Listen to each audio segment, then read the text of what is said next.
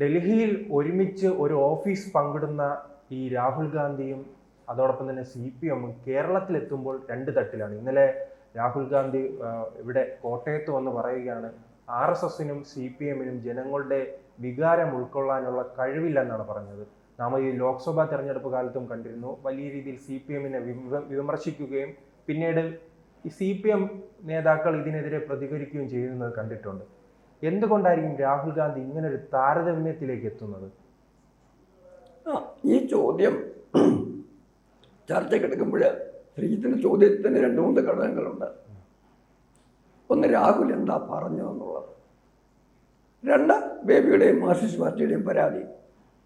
അതിൽ ആദ്യത്തെ വിഷയം ഡൽഹിയിൽ ഒരു ഓഫീസ് പങ്കിടുന്നു എന്നുള്ളതിനപ്പുറമായിട്ട് ചൈനയുടെ താല്പര്യം നോക്കാൻ വേണ്ടി ഭാരതത്തിൽ മത്സരിച്ച്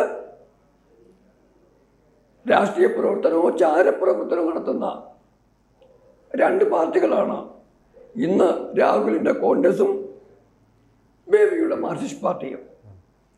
അവരെന്താ ഇവിടെ കിടന്ന് അടിയുണ്ടാക്കുന്നത് ചോദിക്കുമ്പം ആ ചോദ്യത്തിന് ഏതെങ്കിലും ഒരു ഘട്ടത്തിൽ 2 പേരെയും ഷീ ജിൻപിങ് ചെവിക്ക് പിടിച്ച് തിരിച്ച് മര്യാദയ്ക്ക് പെരുമാറണോ എന്ന് പറയുന്നൊരു സാഹചര്യം ഉണ്ടാകേണ്ടി വരുമെന്നാണ് മറുപടി പറയുന്നത്.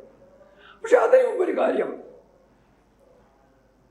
RSSനെ കുറിച്ച് രാഹുൽ പറഞ്ഞതാണല്ലോ വിഷയം. അവിടെ എനിക്ക് രാഹുലിനോട് പറയാനൊരു കാര്യം, പോപ്പിനെ കുർബാന പഠിപ്പിക്കണോ എന്ന് രാഹുലിന് തീരുമാനിക്കാം. അത് രാഹുലിൻ്റെ സ്വകാര്യ കാര്യമാണ്. രാഹുലിൽ നിന്ന് കുർബാന പഠിക്കുന്നതിന് പോപ്പ് തയ്യാറാവുമോ? അങ്ങനെ പഠിപ്പിക്കാൻ ശ്രമിക്കുന്നതിന് പോപ്പിനെ വിശ്വസിക്കുന്ന ലോകത്താകമാനമുള്ള ജനസമൂഹം അംഗീകരിക്കുമോ എന്നുള്ളതൊക്കെ രണ്ടാമത്തെ ചോദ്യം. എങ്കിലും അങ്ങനെ ഒന്ന് ശ്രമിച്ചു നോക്കുന്നതിന് രാഹുലിന് സ്വാതന്ത്ര്യമുണ്ട്. പക്ഷെ രാഷ്ട്രീയ സ്വയംസേവക സംഘത്തെ പൊതുജനങ്ങളുടെ വികാരം എങ്ങനെയാണ് ഉൾക്കൊള്ളുന്നതെന്ന് പഠിപ്പിക്കാനും മാത്രമുള്ള അറിവും പ്രായവും പക്വതയും രാഹുലിനായിട്ടില്ല. 55 വയസ്സായി. ആ പ്രായമല്ല പറഞ്ഞത്. അറിവുണ്ടാവണം, പക്വതയുണ്ടാവണം, അതുണ്ടായിട്ടില്ല. അവിടെയാണ് വിഷയം. രാജ്യത്ത് ഇവിടെ എന്ത് പ്രശ്നമുണ്ടായാലും, അത് പ്രളയക്കെടുതിയാണെങ്കിലും യുദ്ധഭീഷണിയാണെങ്കിലും, ഇനി അതല്ല ഏത് തരത്തിലുള്ള ദുരന്തങ്ങളുണ്ടായാലും, കോവിഡ് ഉൾപ്പെടെ, അവിടെ ജനങ്ങളുടെ ആവശ്യം, ജനങ്ങളുടെ പ്രശ്നം അറിയാൻ ഓടിയെത്തുന്നൊരു പ്രസ്ഥാനം, അത് ഭാരതത്തിൽ തന്നെ ലോകത്ത് തന്നെ ആ കാര്യത്തിൽ ഒന്നാമതെടുത്തൊരു പ്രസ്ഥാനത്തിന് ജനങ്ങളുടെ വികാരം അറിയാൻ വയ്യ എന്നൊക്കെ പറഞ്ഞു കഴിഞ്ഞാൽ അതിന് ഈ മനുഷ്യൻ വിവരക്കേടിന് ഡോക്ടറേറ്റ് നേടിക്കഴിഞ്ഞ ആളാണെന്നാണ് ഭാരതം വിലയിരുത്തുന്നത് എന്നതിരിക്കെ തന്നെ ഞാൻ പറയുന്നു. സ്വയം അപഹാസ്യനാവുകയാണ് വീണ്ടും.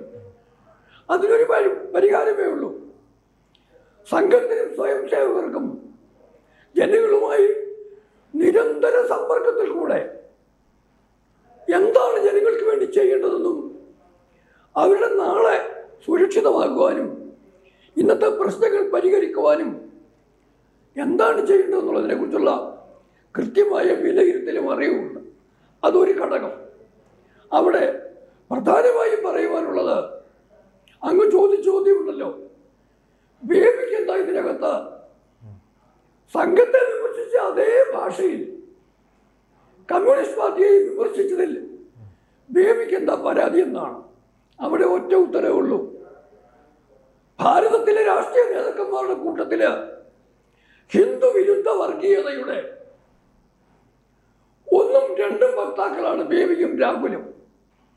ഇതിലാരാണ് ആരെക്കാൾ മുകളിൽ എന്നുള്ളത് ജനം വിലയിരുത്തട്ടെ. ഏറ്റവും മുകളിലുള്ള 2 വ്യക്തികളെ ഇവർ രണ്ടുപേരും വർഗീയതയുടെ അജണ്ടയെ പാർട്ടിയുടെ മാനിഫെസ്റ്റോയുടെ ഭാഗമാക്കി മാറ്റുന്നതിന് ആഞ്ഞു പരിശ്രമിക്കുന്ന ഒരു 1ാം നമ്പർ ഹിന്ദുവിരുദ്ധ വർഗീയവാദിയാണ് എം എ ബേബി. ഒപ്പം തന്നെ രാഹുലിൻ്റെ രാഷ്ട്രീയം തുടക്കം മുതൽ മുന്നോട്ട് പോകുന്ന ഓരോ ഘട്ടങ്ങളിലും ഹിന്ദുവിനെയും സനാതന ധർമ്മത്തെയും കടന്നാക്രമിക്കുന്നതിന്. അല്ല, ഈ ബേബിയെ കുറ്റപ്പെടുത്താൻ കഴിയുമോ? ഞാൻ തുടക്കം സൂചിപ്പിച്ചതുപോലെ തന്നെ ഡൽഹിയിൽ രണ്ടുപേരും അണ്ണനും തമ്പിയുമായി ഇരിക്കുകയും കേരളത്തിൽ വരുമ്പോൾ ഈ വിമർശനം അതാണ് ഞാൻ പറഞ്ഞത്. ഹിന്ദു വിരുദ്ധ വർഗീയതയുടെ കാര്യത്തിൽ അവിടെയാണ് ഇവർ ഒന്നിക്കുന്നത്. ചൈനയ്ക്ക് സേവ ചെയ്യാനും ഹിന്ദു വിരുദ്ധ വർഗീയതയ്ക്കുമാണ് രാഹുലും ബേബിയും ഒന്നിച്ചു നിൽക്കുന്നത്. രാഹുലിന് അതിന് വേറെ അജണ്ടയും കൂടെയുണ്ട്.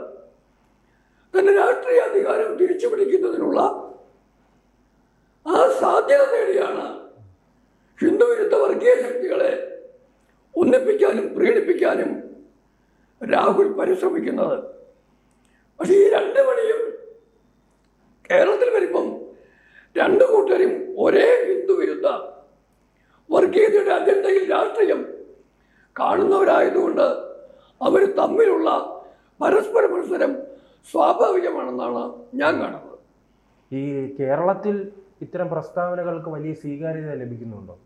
സ്വീകാര്യത ലഭിക്കുന്നുണ്ടെന്ന് ആർക്കാ പറയാൻ കഴിയുക? ഈ രണ്ടു കൂട്ടരുടെ അണികളല്ലാതെ നിഷ്പക്ഷമായി ചിന്തിക്കുന്ന ഏതൊരു ജനവിഭാഗം, ഏതെങ്കിലും വ്യക്തി ഇവർ രണ്ടു കൂട്ടരും പറയുന്നത് ശരിയാണെന്ന് പറയുന്നില്ലല്ലോ. അതുകൊണ്ട് കേരളത്തിന് സ്വീകാര്യത ഉണ്ടെന്ന് കരുതേണ്ട കാര്യമില്ല. കേരളവും വ്യക്തമായിട്ട് ഇവിടെ രാഷ്ട്രീയം തിരിച്ചറിയുന്നു. ഈ രാഷ്ട്രീയത്തിൻ്റെ ഏറ്റവും പ്രസക്തമായ ഭാഗം ചോദിച്ചാൽ ഉമ്മൻചാണ്ടിയെ ഇവിടെയാണ് അനുസ്മരണം. ഉമ്മൻചാണ്ടി പൊതുസമൂഹത്തിന് സ്വീകാര്യമായ പല സ്വഭാവ വൈശിഷ്ട്യങ്ങളും ഉള്ളയാളായിരുന്നു. വലത് വർഗീയ രാഷ്ട്രീയ മുന്നണിക്ക് നേതൃത്വം കൊടുക്കുക വഴി ആ രാഷ്ട്രീയത്തിൻ്റെ മുന്നോട്ടുള്ള പോക്കിന് നിർണായക പങ്ക് വഹിച്ചുവെങ്കിലും പൊതുസമൂഹത്തിന് സ്വീകാര്യമായ പല ഘടകങ്ങളും ഉമ്മൻചാണ്ടിയിലുണ്ടായിരുന്നു. അതിനെ മാത്രം ഉയർത്തിക്കാട്ടി ഉമ്മൻചാണ്ടിയുടെ അനുസ്മരണം നടത്തുകയായിരുന്നെങ്കിൽ അത് ഉചിതമായൊരു പ്രവൃത്തിയായിരുന്നേനെ. അതിന് ഇവൻ മറ്റ് രാഷ്ട്രീയ പാർട്ടിക്കാരെ പോലെ കൊണ്ടുവരായിരുന്നു. അവിടെ പക്ഷേ രാഷ്ട്രീയ ലാക്കോടുകൂടി തൻ്റെ പ്രായോഗിക രാഷ്ട്രത്തിൻ്റെ അജണ്ട നടപ്പാക്കാൻ രാഹുൽ ഇന്നലെ വളരെ ബുദ്ധിപൂർവ്വം, രാഹുലാണെങ്കിൽ പോലും ബുദ്ധിപൂർവ്വം ശ്രമിച്ചു എന്ന് പറയാതിരിക്കാൻ കഴിയില്ല. അതിൻ്റെ പ്രധാന കാരണം നമുക്കറിയാം. കോൺഗ്രസിൽ രണ്ട് ഗ്രൂപ്പാണ് ആയിരുന്നു. എ കെ ആന്റണി ഉമ്മൻചാണ്ടി നയിച്ച ഒരു ഗ്രൂപ്പും കെ കരുണാകരൻ നയിച്ച രണ്ടാമത്തെ ഗ്രൂപ്പും. അതിൽ ഉമ്മൻചാണ്ടിയുടെ ഗ്രൂപ്പിൻ്റെ പ്രസക്തി അതിന് മുന്നോട്ട് വെക്കാൻ ഒരു നേതാവില്ലാത്തത് കൊണ്ട് ഇന്നില്ലാതായിക്കൊണ്ടിരിക്കുകയാണ്. ആ ഉമ്മൻചാണ്ടിയെ വളർത്തിക്കൊണ്ടുവന്ന കോട്ടയത്തെ മാധ്യമ പ്രസ്ഥാനവും ഉമ്മൻചാണ്ടിയോടൊപ്പം നിന്ന ആ മതവർഗീയ ശക്തികളും അവരുടെ അജണ്ട നടപ്പാക്കാൻ വേണ്ടി പുതിയൊരാളെ കണ്ടെത്തുന്നതിന് കുറച്ചുകൂടി കാലം കാത്തിരിക്കേണ്ടി വരും. പക്ഷെ ആ സാഹചര്യത്തിൽ അവരിൽ നിന്ന് ലഭിക്കേണ്ട വോട്ട്, ആ വോട്ട് ബാങ്ക്, അതായത് കോട്ടയത്തെ മാധ്യമ പ്രസ്ഥാനവും ഉമ്മൻചാണ്ടിയെ പിന്തുണച്ചിരുന്ന മതവിഭാഗവും, ഈ വോട്ട് തട്ടിയെടുക്കാൻ Marxist communist party Jose K മാണിയുടെ കൂടെ നടത്തിയിട്ടുള്ള ശ്രമമുണ്ട്. ആ പരിശ്രമം മുന്നോട്ട് പോകുന്നതിന് തടയിടാൻ കൂടെ വേണ്ടിയാണ് രാഹുൽ ബോധപൂർവം RSSനെ വിമർശിച്ച കൂട്ടത്തിൽ കമ്മ്യൂണിസ്റ്റ് പാർട്ടിയെ വിമർശിച്ചത്. കുറച്ച് കാലങ്ങളായി പരിശോധിച്ചാൽ അറിയാം, ഈ രാഹുൽ ഗാന്ധിയുടെ നിരന്തര പരാമർശങ്ങളെല്ലാം RSSനെതിരായി മാറിക്കൊണ്ടിരിക്കുകയാണ്. അതെന്തുകൊണ്ടായിരിക്കും ഈ കുറച്ച് നാളുകളായി ഈ രാഹുൽ ഗാന്ധി RSSനെ ലക്ഷ്യമിടുന്നത്?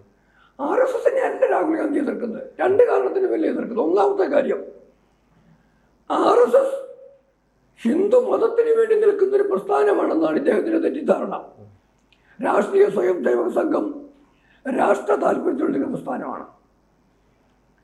പക്ഷേ ഇത് ഹിന്ദുവിന് വേണ്ടി പ്രസ്ഥാനമാണെന്നാണ് വ്യാഖ്യാനം കൊടുത്തു കഴിഞ്ഞാൽ അതിൻ്റെ പേരിൽ ഹിന്ദു വിരുദ്ധരുടെ ഏകോപനം, അത് സാധിച്ചാൽ ഹിന്ദു വിരുദ്ധ വർഗീയ ശക്തികളുടെ ഏകോപനം സാധിച്ചാൽ അത് രാഷ്ട്രീയമായി നേട്ടമുണ്ടാകുമെന്നാണ് രാഹുലിൻ്റെ കണക്കൂട്ടൽ. ഒപ്പം തന്നെ ഭാരതത്തിൻ്റെ ദേശീയതയും ഭാരതം എന്ന രാഷ്ട്രസങ്കല്പത്തെയും പ്രതിരോധിക്കുവാനും സുശക്തമായി നിലനിർത്തുവാനും ഏറ്റവും കരുത്തുള്ള സാമൂഹിക പ്രസ്ഥാനം, രാഷ്ട്രീയ പ്രസ്ഥാനമല്ല, ബഹുജന പ്രസ്ഥാനം രാഷ്ട്രീയ സ്വയംസേവക സംഘമാണെന്ന് ചൈനയും പാകിസ്ഥാനും പാശ്ചാത്യ രാജ്യങ്ങളും അവരോടൊപ്പം നിൽക്കുന്ന ഭാരതത്തിന് ഉള്ളിലെ രാഷ്ട്രീയ ശക്തികളും കൃത്യമായി മനസ്സിലാക്കുന്നുണ്ട്. അതുകൊണ്ട് തന്നെ ഭാരതം എന്ന രാഷ്ട്രത്തെ ശക്തി ക്ഷയിപ്പിക്കണമെന്ന് ആഗ്രഹിക്കുന്ന വൈദേശിക ശക്തികളുടെ അജണ്ടയാണ് സംഘത്തെ ഇല്ലാതാക്കുക എന്നുള്ളത്. അതിന് അവരുടെ ചട്ടുകമായി നിന്നു കഴിഞ്ഞാൽ അവരുടെ പിന്തുണയോടുകൂടി, വൈദേശിക ശക്തികളുടെ പിന്തുണയോടുകൂടി തൻ്റെ രാഷ്ട്രീയ അധികാരം തിരിച്ചു പിടിക്കുവാനും അജണ്ട നടപ്പിലാക്കുവാനും അവസരം കിട്ടുമെന്നുള്ളതാണ് രാഹുലിൻ്റെ പ്രതീക്ഷ. മറ്റൊരുത്തർ പറഞ്ഞാൽ രാഹുൽ രാഷ്ട്രീയ സ്വയംസേവക സംഘത്തിനെ അല്ല യഥാർത്ഥത്തിൽ ലക്ഷ്യം വയ്ക്കുന്നത്. യഥാർത്ഥത്തിൽ രാഹുലിൻ്റെ വിരോധം ഹിന്ദു മതത്തോടും ഭാരതമെന്ന രാഷ്ട്രത്തിൻ്റെ ആ ദേശീയ സങ്കല്പത്തോടുമാണ്. അവിടെയാണ് ബഹുജനം മനസ്സിലാക്കിയിട്ട് വേണ്ട തിരുത്തലും ആ ചിന്തയ്ക്കുള്ള പ്രതിരോധവും ഉയർത്തേണ്ടതെന്നാണ് എനിക്ക് പറയാനുള്ളത്. കൂടുതൽ വാർത്തകളും വിശേഷങ്ങളും നിങ്ങളിലേക്ക് എത്താൻ ABC മലയാളം സബ്സ്ക്രൈബ് ചെയ്യുക, ബെൽബട്ടനും അമർത്തുക.